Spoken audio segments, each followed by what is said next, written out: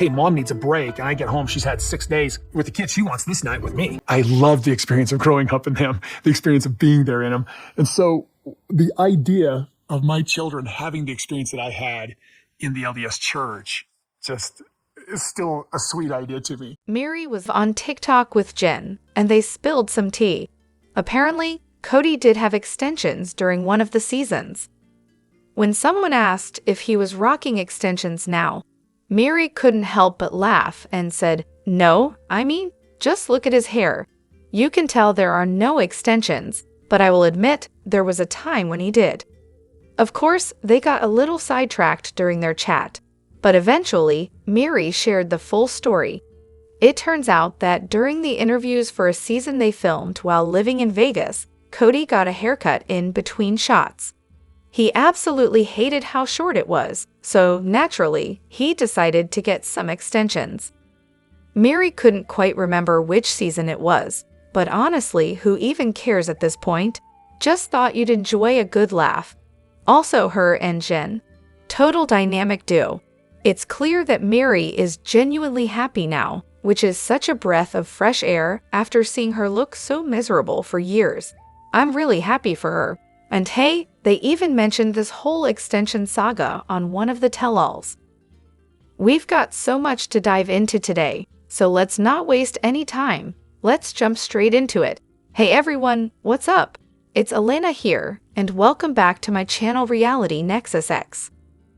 The Tenders are hardly a beloved bunch. Aurora, a young woman struggling with crippling anxiety, is being paraded around for profit. It's a circus, and she's the main attraction. Meanwhile, Kody and Robyn, they're too lazy and uninspired to pull their weight. They've always let the wives and kids do the heavy lifting while they coasted along doing the bare minimum. With the wives now out of the picture, they're leaning on Aurora and Brianna to fill the gap. Aurora, caught in the middle, is under immense pressure to say and do exactly what her parents want. One wrong move, and she risks being accused of disloyalty. As if that's not enough, she's expected to perform flawlessly on the world stage. It's a nightmare for someone like her. They don't love her. She's not the favorite by any means. She's just a tool for Kody to use, a pawn in his game to punish his other daughter and rake in cash for the show. If they truly cared about Aurora, the last thing they'd do is exploit her on a reality show. But that's not the goal here, is it? Honestly, Kody doesn't love them. His fear of slipping into poverty drives him to keep the cameras rolling. He knows no one cares about him and Robyn, so he has no problem pushing his kids to their limits, as long as the money keeps flowing. It's all about the paycheck. Then there was that Jenga game. Kody gave Brianna a quick hug, and Robyn's glare could have burned a hole through the floor. That look, it said everything about her. Selfish, wicked, and completely indifferent to her children. She only sees them as tools to serve her own ends. I totally believe Robyn told Kody to try harder with his wives. But let's not kid ourselves, this wasn't some grand gesture of selflessness. No, she was terrified of what would happen if the wives left. The show was at risk, and heaven forbid, she'd be painted as the villain when the others finally walked away for good. Everything Robyn has done since day one has been about the show, even marrying Kody in the first place. This is just the latest chapter in her carefully curated storyline. Let's not pretend it's for anyone else's benefit either. As long as she's wife number one and the others are dancing to her tune, making ridiculous demands, she's happy. Let's face it, being in a polygamous marriage is a great deal for her and her kids. The other wives work their butts off, bringing home the bacon, while Robyn just lounges around, spending it all. And don't even get me started on the whole money situation. All the wives pulled their earnings into one big pot, and Kody decided who got what. But let's be clear, he wasn't exactly handing out child support to the other women. His cash went straight into his and Robyn's pockets, leaving the rest of the wives to rely on their own paychecks to support their kids. 2 paychecks per household for them, 1 paycheck for the others. Classic. Honestly, I'm so glad Christine is suing him for child support. I hope she digs into the past and goes as far back as she can. The reality of Sister Wives is simple. It's become just another desperate attempt at staying afloat without any real storylines or substance. We've seen Christine's wedding. Honestly, we're all happy for her, but how many more times do we need to watch that same celebration? Wouldn't it be far more interesting to see these now divorced women actually thriving on their own? Imagine Janelle pushing forward with her business, facing the ups and downs, or Meri stepping up as an entrepreneur, or Christine diving into something like a cooking business. But instead, we're stuck watching reruns of the same tired old drama. I stopped watching because it just felt like stale, irrelevant content, completely disconnected from the show's original premise. Now, I only check in to see how the women are doing, but the constant TLC obsession with Kody and Robyn, totally baffling. They've become so irrelevant that I honestly don't get why TLC keeps them on.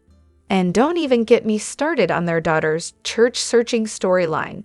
Pure filler material to keep the cameras rolling, or maybe it's TLC's attempt to turn itself into a Christian channel. Who knows? The only time this show actually got interesting for me was when the relationship started falling apart. Before that, it was just a parade of fake, happy family nonsense.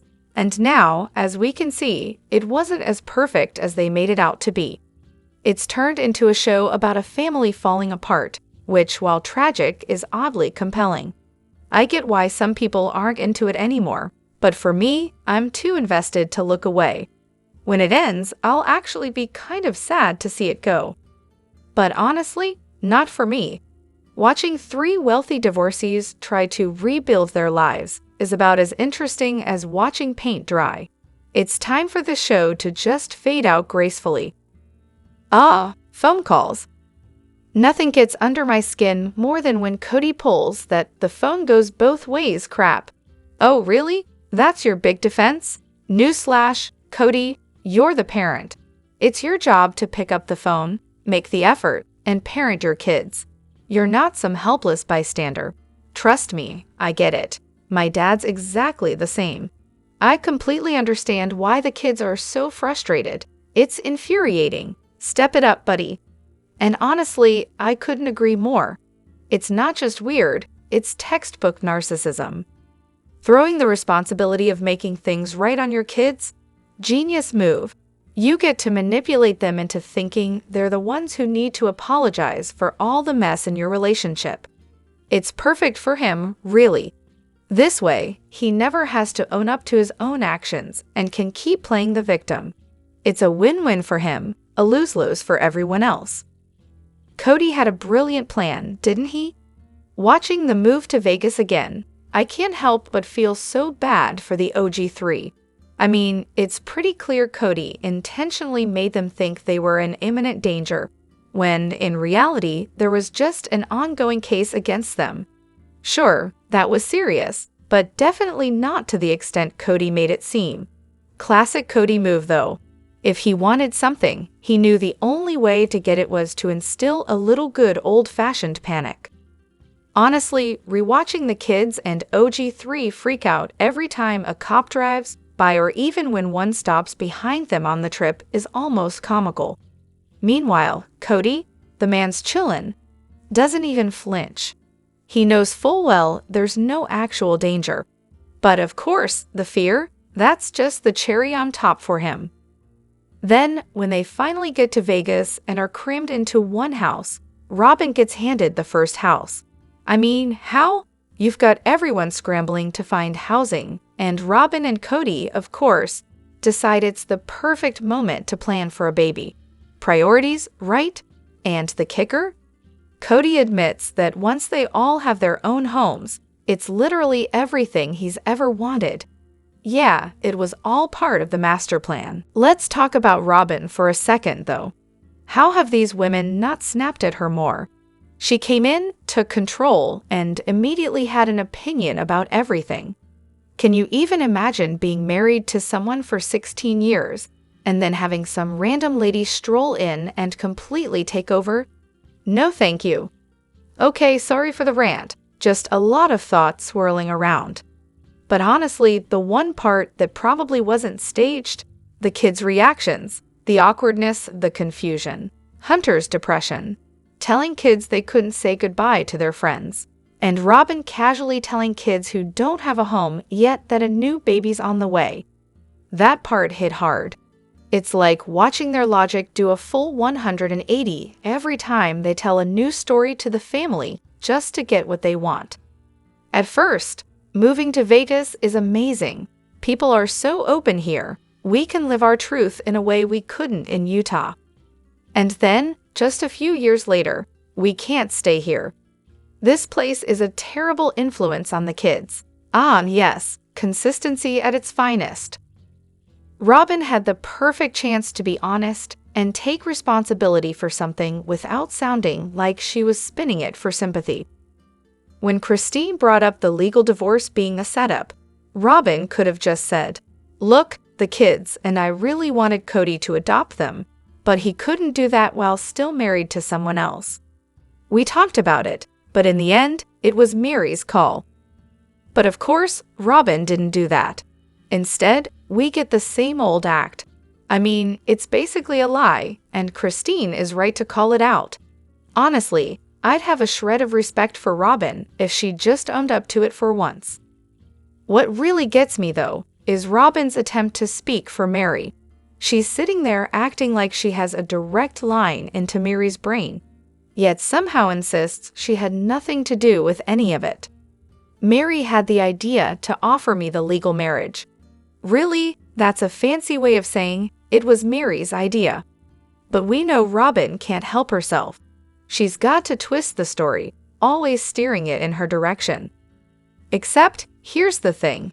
Multiple people have confirmed that Kody didn't even need to be married to Robyn to adopt the kids, as long as their biological father was on board.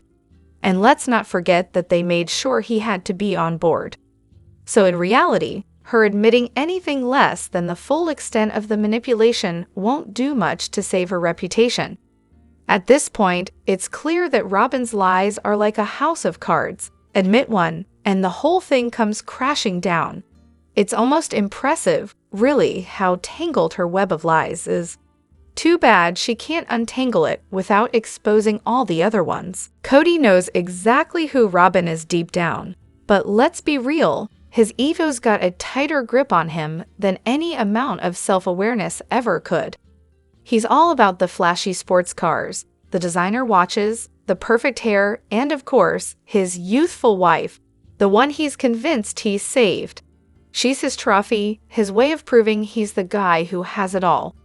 It's clear when you look at him reconnecting with his high school buddies. He wants to be the guy, the one with all the stuff, all the attention. And Robyn? Well, she fits that mold for him.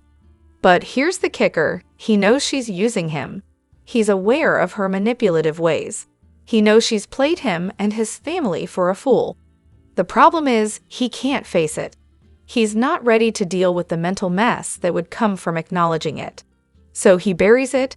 He avoids talking about her with the other wives, because there's no way he can defend either her or his own choices. It's an impossible battle. And then, of course, there's the sunk cost fallacy. Kody's already burned every bridge he's got with his family for her. He's too deep in to back out now. If he were to admit it was all a mistake, it would mean losing everything he's built.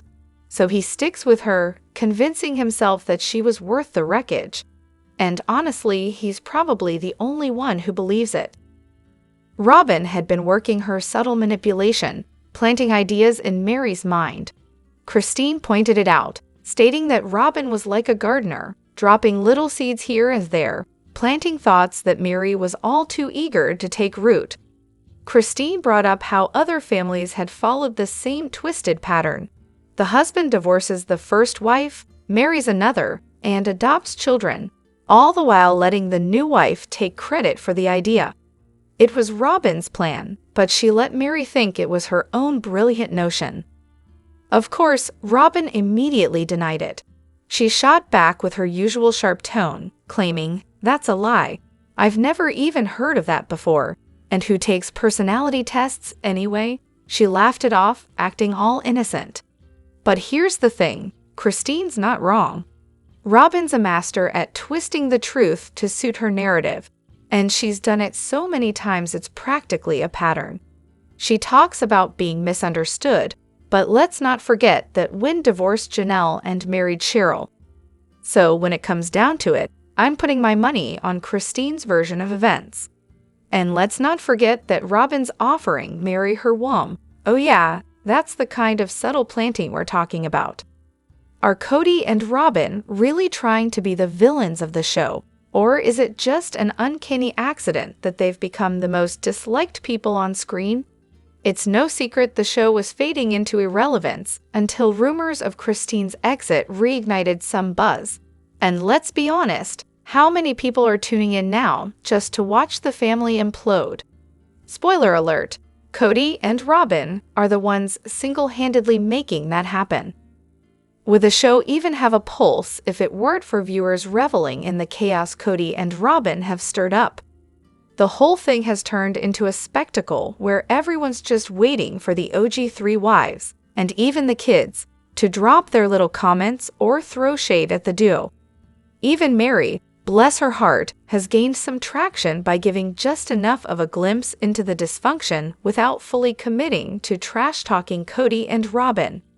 So here's the real question. Are Kody and Robyn self-aware enough to realize they've become the ultimate villains and are leaning into it for the sake of keeping those views coming? I mean, they can't be that oblivious, right? Or did they just realize no one liked them and decided to go all in, cranking the drama to 11? Kody's redemption arc? Oh, you mean the one that's probably as scripted as his entire life on reality TV? Yeah, I'm convinced he's playing us all. The man's so full of himself, I honestly think he enjoys being the villain. After all, who wouldn't want to be the guy who says, Christine left a good man, right? As if he's some misunderstood saint. But I digress, he's using Robyn and his daughters like pawns to set up the ultimate storyline. Here's my prediction. Kody's going to pull a classic, I found God move, as if he just had a divine epiphany, and he's now embracing monogamy, because that's totally in character. He knows he's got enough kids and grandkids to keep the show rolling, not to mention the sweet, sweet paycheck that comes with it. It'll be just like the Duggars, minus the felonies, of course. Shudder. And then comes the kicker. Kody will claim he's a changed man, the kind of change that conveniently erases all his past sins. Forgiveness will be his golden ticket, and he'll expect everyone to just hand him a clean slate, because hey, that's what forgiveness is for, right? He'll probably even think he can just act his way through the next season as the perfect dad and husband, the guy he thinks he's always been. Delusional much. But here's the tragic part. Even if Kody genuinely felt sorry and tried to change, the damage is done. The hurt is already out there, and no amount of I'm sorry can fix it. Kody and Robyn have wrecked enough lives at this point. Apologies are just empty words. Let me know what you think in the comments. Don't forget to hit that like button and subscribe to my channel. I'll see you in the next video. Take care and much love to you all.